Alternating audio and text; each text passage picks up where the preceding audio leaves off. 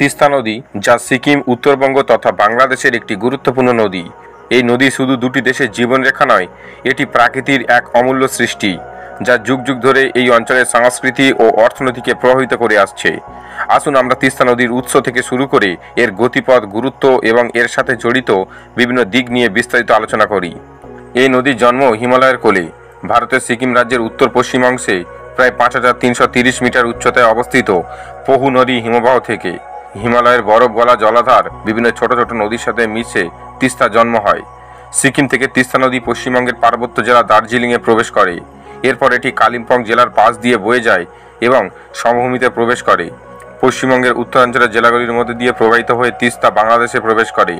বাংলাদেশের তিস্তা ব্রহ্মপুত্র নদের সাথে মিলিত হয়। যদি আমরা তিস্তা নদীর দৈর্ঘ্যের কথা বলি, তাহলে এর মোট দৈর্ঘ্য প্রায় 315 কিলোমিটার। এর মধ্যে ভারতে এই নদী প্রায় 170 কিলোমিটার পথ অতিক্রম করেছে এবং বাংলাদেশে এর দৈর্ঘ্য প্রায় 145 কিলোমিটার।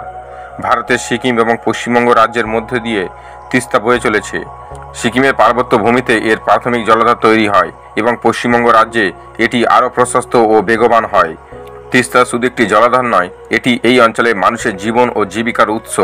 এর গুরুত্ব অপরিসীম। তিস্তা নদীর জল উত্তরবঙ্গ ও বাংলাদেশের উত্তরাঞ্চলের কৃষিকার্যের জন্য অত্যন্ত গুরুত্বপূর্ণ। এই নদীর জল সেচের মাধ্যমে ধান, পাট, গম এবং অন্যান্য রবি শস্য উৎপাদনে সহায়তা করে। এই নদীতে বিভিন্ন প্রজাতির মাছ পাওয়া যায়, যা স্থানীয় জেলেদের জীবিকা নির্বাহের প্রধান উৎস। একসময় তিস্তা নদী অভ্যন্তরীণ জলপথে পরিবহনের জন্য ব্যবহৃত হতো, যদিও বর্তমানে এর ব্যবহার সীমিত। তিস্তা নদীর অববাহিকা বিভিন্ন প্রকার উদ্ভিদ ও প্রাণীর আবাসস্থল। এই নদীর তীরবর্তী অঞ্চল জীববৈচিত্র্যে ভরপুর। তিস্তা জলবিদ্যুৎ উৎপাদনের একটি গুরুত্বপূর্ণ উৎস। সিকিম এবং পশ্চিমবঙ্গের বেশ কয়েকটি জলবিদ্যুৎ প্রকল্প এই নদীর উপর নির্মিত হয়েছে। তিস্তা নদীর জল ধারণ ক্ষমতা ঋতু পরিবর্তনের সাথে সাথে পরিবর্তন হয়। বর্ষাকালে হিমালয়ের বরফ গলা জল এবং বৃষ্টির কারণে নদীর জলস্তর অনেক বেড়ে যায়। যদিও এর নির্দিষ্ট টোটাল জল ধারণ ক্ষমতার নির্ভরযোগ্য তথ্য পাওয়া কঠিন, তবে এটি উত্তর পূর্ব ভারতের অন্যতম বৃহৎ নদী, যা বিপুল পরিমাণ জল বহন করে। তিস্তা নদীর জলের গতি তার গতিপথের উপর নির্ভর করে। পার্বত্য অঞ্চলে নদীর গতি খুব বেশি থাকে, যেখানে এটি সংকীর্ণ গিরিখাতের মধ্যে দিয়ে প্রবাহিত হয়।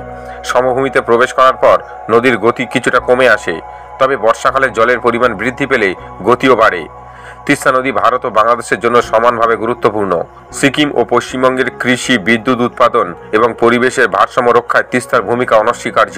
এই রাজ্যের বহু মানুষের জীবন ও জীবিকা এই নদীর উপর নির্ভরশীল এবং এটি শুধু ভারতের জন্য না, বাংলাদেশের জন্য খুবই গুরুত্বপূর্ণ।